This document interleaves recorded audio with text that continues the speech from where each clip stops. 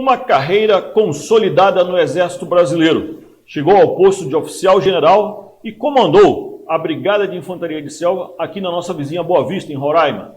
Foi chefe do Centro de Coordenação de Operações do Comando Militar da Amazônia e ainda aqui na nossa região, chefe do Estado-Maior do CMA.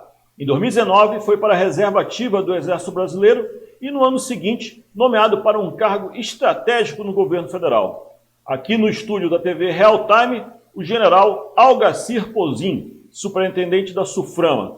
Muito obrigado pela entrevista, general, seja muito bem-vindo. E eu já lhe pergunto uma questão que perpassou vários governos, que é a possibilidade e a realização do asfaltamento das vias do Distrito Industrial numa parceria com a Prefeitura de Manaus. Como o senhor conseguiu isso em 1 ano e 5 meses à frente da SUFRAMA?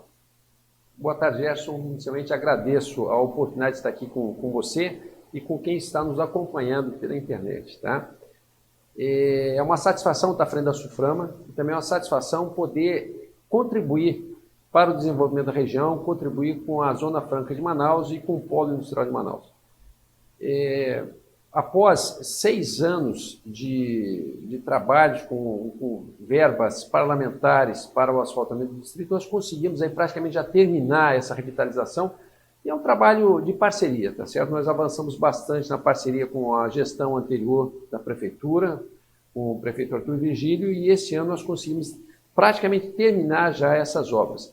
E é um trabalho realmente de parceria, de entendimento das dificuldades de cada lado, e atingimos os objetivos que são tão necessários, sempre dentro do princípio da legalidade, da transparência e da correção. O que eu sempre falava, nós tínhamos que buscar fazer essas obras na qualidade que havia sido contratado e que a população e o distrito merecem. Então, eu acho que nós fizemos um bom trabalho, não só o asfaltamento, com a revitalização, com paisagismo, com iluminação, com um aumento da segurança, e nós vemos agora com o prefeito Dalvin Almeida o prosseguimento dessas ações com uma série de outras iniciativas no chamado projeto ou programa Mais Distrito. Esse programa prevê a visita de turistas às fábricas, mas também essa parceria se estabelece em outras vias. O prefeito anunciou já, e eu lhe pergunto como está isso em nível burocrático, e vai revitalizar o calçadão e ali fazer um parque temático da Amazônia, chamando os artistas de Garantido e Caprichoso para mostrar as belezas da Amazônia naquela região. Em que pé está essa iniciativa do prefeito? Vocês têm conversado sobre isso? Sim, nós temos conversado bastante a respeito, nós estamos finalizando as nossas tratativas administrativas com relação a isso, e depois vem a sequência de ações por parte da Prefeitura, atração de investimentos, obtenção de recursos federais e de outras origens, está certo? Mas a ideia é revitalizar o distrito. No passado, lá era o ponte da cidade, depois houve a Ponta Negra, né? E houve a mudança. Agora a gente quer realmente voltar a atenção para aquela região da cidade, valorizando cada vez mais o nosso polo industrial de Manaus, o que contribui para a atração de investimento, a atração de novas empresas, e também levando a população para aquela região, com a revitalização do calçadão, com o parque de robótica, com o museu da Zona Franca, que nós merecemos esse museu, temos que referenciar a nossa história, né? E junto a isso aí nós temos o projeto Zona Franca de Portas Abertas, pretendemos inaugurar no próximo ano, aniversário do SUFRAMA, a partir de 23 de fevereiro, aniversário 28, mas vai calhar no Carnaval, vamos comemorar no dia 23, e aí nós pretendemos que algumas empresas abram suas portas para receber turistas, para receber formadores de opinião, que nós temos que difundir para o Brasil um modelo Zona Franca de Manaus, um modelo de sucesso absoluto aqui em Manaus e na Amazônia, e também levar a nossa população de Manaus, os nossos jovens lá para dentro, para despertar vocações, motivá-los a estudar e se preparar para um futuro brilhante que há de vir para eles. No que diz respeito à formação desses jovens, a propósito que o senhor fala, nós temos um déficit de profissionais para trabalhar no Distrito Industrial, sobretudo na área de tecnologia da informação. Qual a interface que a SUFRAMA, na sua gestão, tem feito com as universidades, com as escolas técnicas, para melhorar o nível do trabalhador do Distrito Industrial de Manaus? Nós temos buscado incentivar todos os níveis de formação profissional, tá? Desde o nível técnico, inclusive com incentivo às próprias empresas que façam formação profissional, até as universidades, nossos contatos com as universidades e alguns programas que existem junto com as universidades. Agora é muito importante que os nossos jovens se preparem para o futuro, entendam a importância das ciências exatas e quando entram nas faculdades, que eles persistam e terminem os seus cursos. Nós vemos uma taxa de evasão bastante grande, particularmente nas ciências exatas dentro das universidades, e o resultado, às vezes, é um déficit de formação profissional aqui no Distrito Industrial. Ou seja, quem se preparar para o futuro terá espaço no Polo Industrial de Manaus. Os estudantes têm realmente que trabalhar nesse sentido. Vamos falar de coisa boa. O portal Realtime deu um raio-x nos indicadores da Suframa até o mês que foram divulgados até o mês de agosto, mais de 100 bilhões de produção. Está muito perto de bater o recorde do ano passado, que foi de 120 bilhões. E eu lhe pergunto tudo isso dentro de um contexto de pandemia. Qual foi a mágica aí que o Polo Industrial de Manaus, a indústria, a Suframa, conseguiu fazer para que no meio daquela crise, daquela depressão que nós vivenciamos ao longo da pandemia, se transformasse em números positivos? Também números positivos no número de empregos. Qual a sua consideração? O que foi feito para conseguir esses números? Olha, as expectativas durante a pandemia eram as piores possíveis, né? Fechamento de empregos, todo mundo ficar trancado em casa, mas nós vemos que houve uma série de ações que acabaram contribuindo para o sucesso desse faturamento que nós temos tido. Para começar, pelas ações do governo federal, que eles garantiram o poder de compra da população em todo o país. Com 95% da nossa produção acaba sendo para o mercado nacional, e as ações do governo federal permitiram o poder de compra para a população. Além disso, houve a mudança de hábitos. A população começou a ficar mais tempo em casa, em todo o país, começou a consumir produtos que não estava consumindo tanto com antecedência. Às vezes um ar-condicionado, aparelhos de internet, computadores e tudo mais para fazer trabalho remoto, ensino à distância, os motoboy, ou até mesmo meios de locomoção considerados mais seguros para o período de pandemia, né, para o isolamento social. Tudo isso aí contribuiu para aumentar a demanda aqui do Polo Industrial de Manaus. E da nossa parte, o governo estadual permitiu, mesmo nos momentos de maior dificuldade com a pandemia, permitiu que o Polo Industrial de Manaus continuasse operando, e as empresas tiveram uma resiliência fantástica, conseguiram atender as demandas, aumentando inclusive a produção de acordo com cada setor, e garantindo muito home office, né? Muito home office, mas eles garantiram a segurança também dos seus empregados, dos seus colaboradores, fizeram as adaptações necessárias para que eles pudessem continuar trabalhando, atendendo demanda e em segurança. Os senhores trabalham com a expectativa da gente chegar a que resultado ao final do ano? Uma vez que esse indicador que nós passamos um bom raio-x sobre ele é até o mês de agosto, portanto ainda haveria de agosto a setembro a dezembro ainda tem muita água para rolar, inclusive por conta dos melhores momentos do comércio, que é Black Friday e as festas de final de ano, Natal e Réveillon. Um quadro de tendência pelo faturamento até o mês de agosto nos leva a bater recorde este ano, algo em torno entre 140 e 150 bilhões de reais, considerando que o ano passado foram 120 bilhões. Agora, naturalmente, nesse segundo semestre, nós temos alguns fatores a serem considerados, certos fatores positivos e negativos. Nós temos que acompanhar, nós temos duas entradas nas indústrias. A porta de entrada, que é a logística de entrada, e nós recebemos muito produto do mercado internacional e nós vemos problemas de comércio de logística internacional, custo dos contêineres, dificuldade de remessa de contêineres, falta de semicondutores. Então, nós vemos algumas dificuldades logísticas que estão sendo superadas pelas empresas e, do outro lado, nós vemos o consumo, né, a demanda. E essa demanda ela é impactada por inflação, ela é impactada por situações macroeconômicas no país, mas também é impactada positivamente pela sazonalidade. Então, nós temos, como você bem falou, Black Friday, Natal, isso tudo gera expectativas e atenção da nossa parte, mas entendendo que o quadro de tendência está bastante claro e para alguns setores, alguns segmentos do Polo Industrial de Manaus, o crescimento ele tem sido constante. Quem está melhor nesse jogo aí? Qual segmento? Olha, os segmentos de eletroeletrônicos, bem de informática e duas rodas foram os que saíram melhor até o momento. Uhum. Duas rodas? Duas rodas. E duas rodas entra na continuação da mudança de hábitos da população.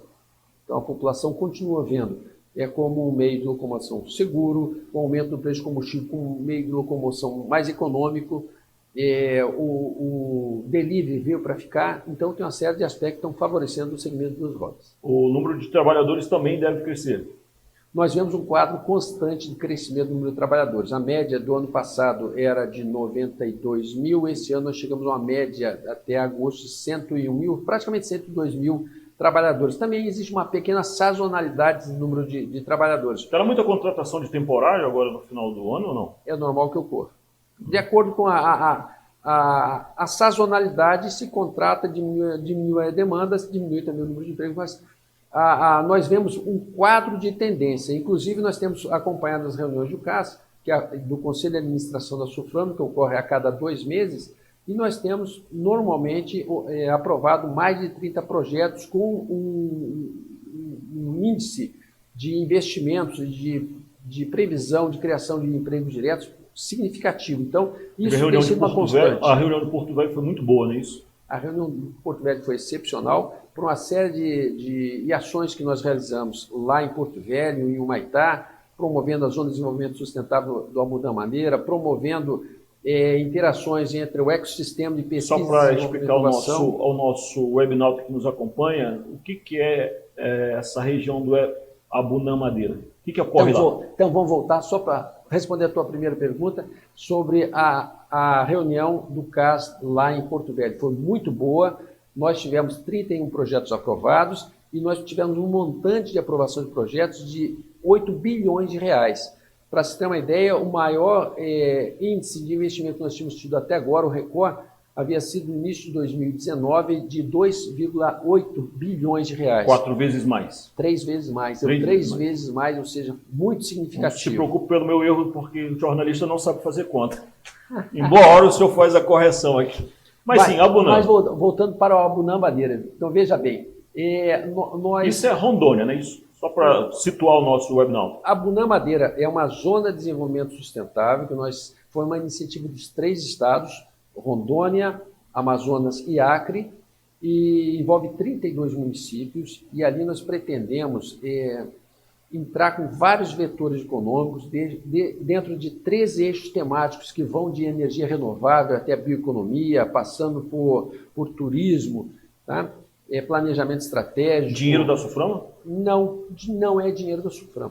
Para você ter uma ideia, nós temos naquela região, só de recursos federais neste momento, mais de 1 bilhão de reais envolvidos de maneiras diversas, sejam emendas parlamentares, sejam recursos de ministérios, tá certo? O que nós queremos é integrar esse recurso, integrar os diversos atores que atuam na área, os órgãos federais, estaduais, municipais e da iniciativa privada. Queremos envolver os recursos de pesquisa, desenvolvimento e inovação de tal maneira que a gente possa contribuir com aquela região, fomentando empregos lícitos, de forma lícita, empregos, geração de emprego e renda de forma lícita, melhorando a qualidade de vida da população. Ali é a região do desmatamento. E criando um cinturão de proteção da floresta, porque ali é um arco de desmatamento, tá certo? Vamos lá, só para a gente ficar bem claro, quais são os 3 eixos? Energia sustentável? São 13 eixos. 13 eixos. 13 eixos, são vários eixos.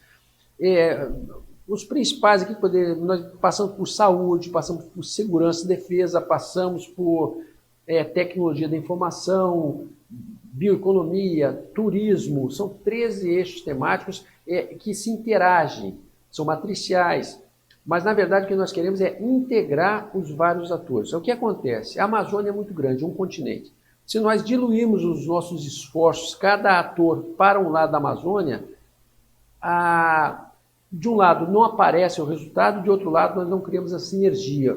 Um constrói uma ponte aqui, o outro constrói a estrada aqui, o outro constrói o hospital lá e as coisas não se ligam. Se a gente atuar simultaneamente na mesma região, nós potencializamos a capacidade de todas e compensamos as deficiências, que é normal do tamanho da Amazônia. Situando geograficamente, o Abunã fica na fronteira desses 3 estados, só para o webinauta amazonense se situar. Que municípios do Amazonas estão ali? Região de Lábrea, Humaitá, Apuri, aquela região. São 7 municípios do Amazonas, sul do estado do Amazonas.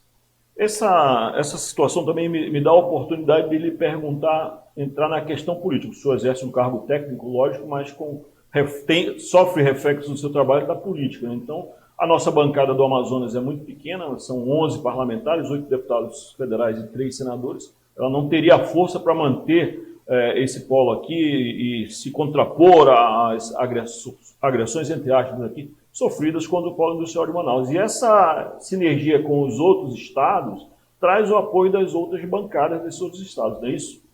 Sem dúvidas. A nossa bancada pode ser pequena, mas ela é briguenta quando é para brigar pelo Polo Industrial de Manaus, pelo modelo Zona Franca de Manaus. E a integração com as bancadas parlamentares de toda a região norte é fundamental para isso. E a SUFRAMA acaba por contribuir nessa direção no momento que nós estabelecemos a política pública de espraiar o desenvolvimento, espraiar a riqueza por toda a região, para o interior do Amazonas e para os outros estados que compõem o modelo Zona Franca de Manaus. Nós temos buscado várias maneiras essa interação. Uma delas são as reuniões do Conselho de Administração do SUFRAMA itinerantes. Fizemos agora, na semana passada, em Porto Velho, em dezembro faremos em Boa Vista, e vamos prosseguir fazendo hora em Manaus, hora em um dos estados. Nós aprovamos uma resolução este ano que permite o benefício fiscal para aquelas indústrias que façam o beneficiamento de matéria-prima regional de origem vegetal ou agrícola, são as bioindústrias e agroindústrias. Isso em toda a Amazônia Ocidental, porque nós entendemos que a indústria ela acaba fomentando o desenvolvimento da região, estabelecendo cadeia produtiva, gerando emprego e renda em última análise. Tá? Nós temos buscado fomentar bastante a bioeconomia, tá? E também temos estabelecido, tentando irradiar mais esses recursos de pesquisa, desenvolvimento e inovação que estavam muito contidos na cidade de Manaus. Nós entendemos que tem que espalhar mais. Isso é o decreto 10.521, que ele regulamentou a lei de informática no ano passado. Ele já estabelece um percentual que deve ser colocado fora da área metropolitana de Manaus. E nós temos incentivado as empresas a fazerem isso, assim como temos buscado cadastrar institutos fora também da área metropolitana de Manaus. Esse tema também me dá a oportunidade de introduzir na nossa conversa aqui a questão do Centro de Biotecnologia da Amazônia, que hoje encontra-se vinculado à SUFRAMA, mas ele tem questões jurídicas ali que estão em discussão há muito tempo, e eu gostaria de saber do senhor como está esse encaminhamento, para onde vai o Centro de Biotecnologia da Amazônia. Perfeito.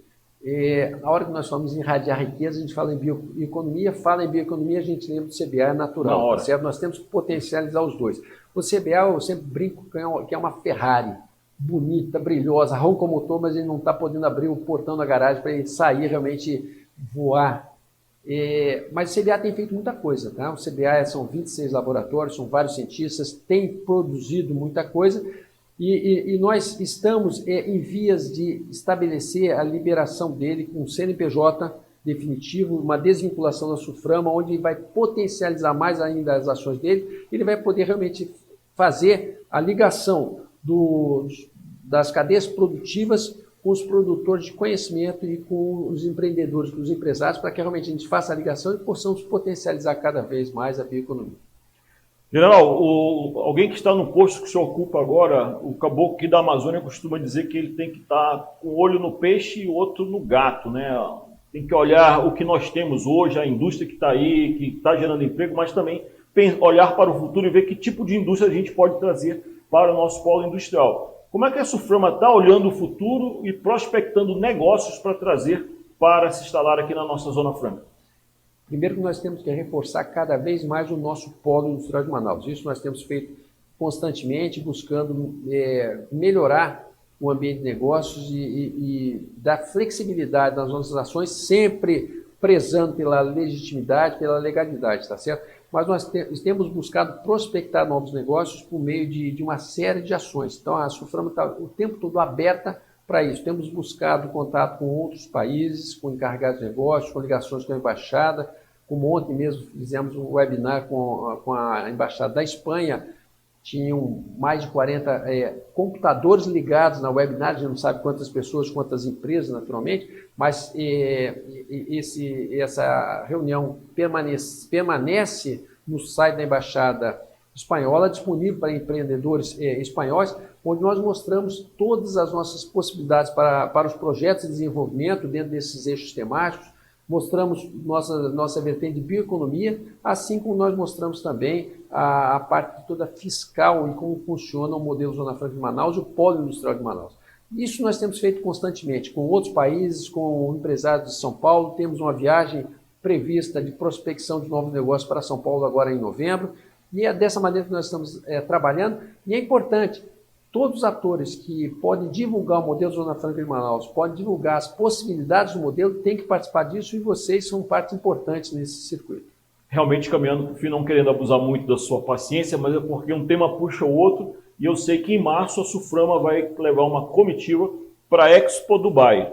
Para quem não conhece, a Expo Dubai é uma espécie de exposição mundial onde todos os países levam os seus melhores produtos para apresentarem aos mais ricos investidores do mundo. Acontece lá nos Emirados Árabes Unidos e começou agora e vai até março do ano que vem. E em março nós estaremos lá. O tema do stand do Brasil é a Amazônia. Exatamente isso aí. Nós temos lá o espelho d'água do Rio Negro, representando o nosso Rio Negro. Com águas negras? Com águas negras, representando a nossa Amazônia. E a motivação ali é a sustentabilidade, tá certo? São 6 meses de exposição, são exposições mundiais que ocorrem a cada 5 anos. A primeira delas foi em Paris, onde foi inaugurada a Torre Eiffel, para termos uma noção do que é uma feira mundial. O Brasil tem sido representado a cada semana. O Santos Dumont fazendo, tá vendo? O voo do 14 bis. Em cada semana nós temos um ator brasileiro lá representado, né? E de 6 a 12 de março será a nossa Amazônia Ocidental. 6 a 12 de março, nossa Amazônia Ocidental. A Suframa tem contribuído para integrar os diversos atores. O governo Amazonas, a Prefeitura de Manaus já se apresentaram para o jogo, para que a gente realmente faça uma excelente apresentação da nossa Amazônia. E eu vejo ali 3 objetivos principais da nossa participação na Expo Dubai. A primeira delas é fazer uma propaganda da nossa região, do nosso país. A segunda delas é a gente fazer a mudança da visão, do domínio da narrativa, como é que o mundo vê, como é que nós cuidamos da nossa Amazônia. Então nós sabemos como cuidamos, mas não é assim que é visto lá fora. Nós temos que aproveitar um momento como uma exposição dessas para mostrar as várias ações que nós temos realizado que contribuem para a conservação da floresta, como nós temos combatido também as nossas mazelas e o próprio Polo Industrial de Manaus, como um grande contribuidor para a manutenção da nossa floresta em pé. E o terceiro objetivo é o que você falou, é a atração de investimento, é mostrar as nossas capacidades, tanto de produção para venda para o mercado internacional, como a atração de novos investimentos para a nossa região. Final, muito obrigado, o Real Time 1 agradece demais, agradece mesmo a sua presença aqui nessa entrevista. Eu gostaria de ouvir suas últimas palavras e fazer um balanço do que nós teremos ainda nesses 2 meses aí de bom na Suframa. Olha, satisfação muito grande estar aqui, agradeço a oportunidade. Para nós sempre é importante mostrarmos o que está sendo feito, é importante também mostrar para a população que há boas expectativas pela frente, apesar de todas as dificuldades que nós temos passado, é importante a gente entender que nós estamos superando a pandemia, superando com louvor e com boas expectativas, entendendo. Problemas há naturalmente, mas nós estamos aqui para desbordá-los, para vencermos, tá? E aproveitar que, eu sei que nem todos verão no dia de hoje, mas hoje é o dia do servidor público, cumprimentar todos os servidores públicos pelo trabalho fantástico que é feito, particularmente aqueles que trabalham comigo na Suframa. Eu tenho muito orgulho dos servidores da Suframa e o que eles têm feito em prover da nossa Amazônia. Não, muito obrigado. Obrigado também a você que nos acompanha pelo portal Real Time 1, no nosso canal no YouTube. Nos acompanhe nas nossas redes sociais, assine o nosso canal e até uma próxima oportunidade.